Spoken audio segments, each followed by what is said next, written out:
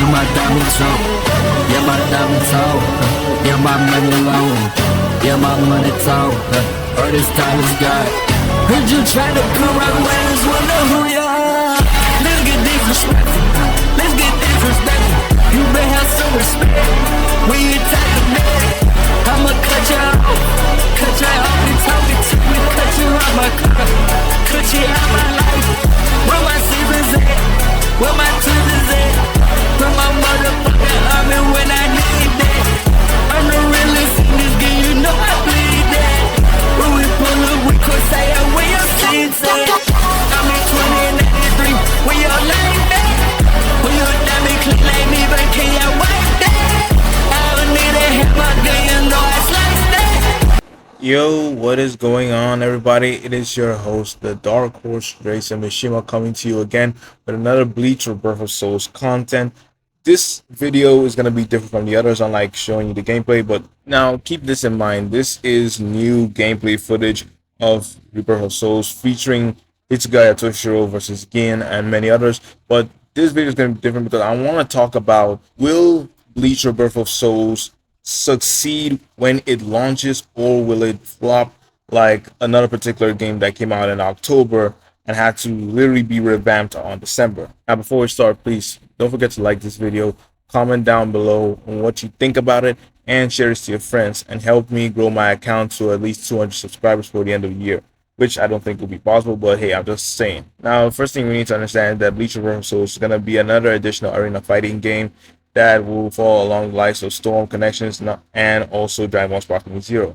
But looking at the gameplay footage of each and every single character in the demo that we have seen so far, the gameplay looks fluid, the graphics looks well done, and hopefully we can get more insight on how the mechanics would work. But that's talk for another video, because right now we need to understand, will this game perform incredibly well, or will it flop at launch? Now, I'm saying this because a lot of people had the same level of hype and build up for Dragon Ball Sparkling Zero when they kept on dropping trailer after trailer after trailer of different sagas in the story, and only for them to basically get the game and start to complain a week or 2 weeks after, saying that the game was lackluster, had so many flaws, so many bugs, and then next thing you know, the entire player count dropped in about a week or two. Which will generally, keep this in mind, Dragon Ball Sparkling Zero was one of the most pre-ordered games. Like, all three of its editions were pre-ordered, higher than that of Call of Duty Black Ops 6. Now, keep this in mind, the game sold around 3 million copies in less than 24 hours, which is generally one of the biggest W's that Bandai Namco has gotten. But as I said before, the game came out with so many lackluster features and flaws, like an incomplete episode battle that generally was just a bunch of slideshows instead of it being full-on animated scenes, similar to that of the Storm series. Secondly, the lackluster content in offline battles.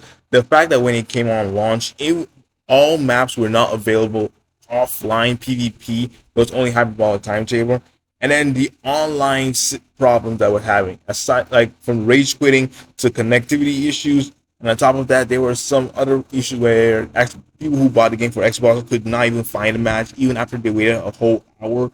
I'm just saying, the netcode in Dragon Ball Sparkling Zero was one of their major flaws that they didn't even address or fix. And I don't believe they even fixed that for the December patch as well, but I might be wrong. But the main thing is, the game came out with so many issues. It felt as if we were just playing the beta.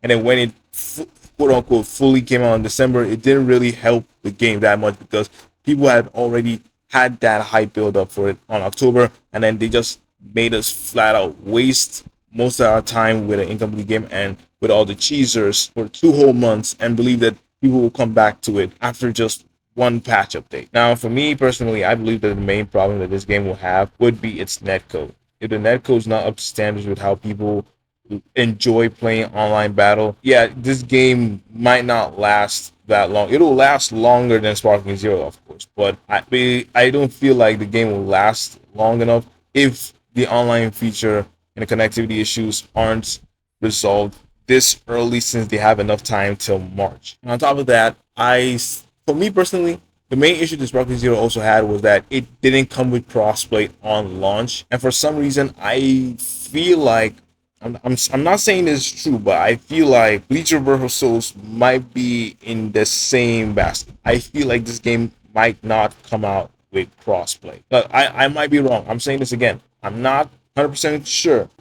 Looking at how things have gone so far, I believe it'll be safer for us to keep our expectations as low as possible until the game releases to see how it'll go. Because keep this in mind, this game has already had 3 announcement trailers, and neither one of them confirmed or clarified that there will be crossplay. But again, this is just a method in how you can keep the hype down so that later on when the game releases, we might get either a major announcement or a great surprise. Again, I am just saying this often the understanding of how Bandai Namco operates. All in all, when March 21st arrives, I pray that this game becomes a success, because if it does, it will be a major, major W, only for the Bleach community, but also potential Bleach plans in the future. Now, I'm just saying this because I pray that both the offline and the online content for this game lives up to the hype and beliefs of every single fan out there, which I know is not possible because everyone has their own reasoning and their own additions to what they want this game to be. But objectively, I believe this game would be nicer if and only if they learn from their past mistakes, because that is generally what they need to do. If they can learn from all of their mistakes in the past, they can make this game as good as it already is, in fact even better. So that's all I gotta say for this video. Thank you for joining me at this time. I am the Dark Horse Jason Mishima, and I'm signing off right now.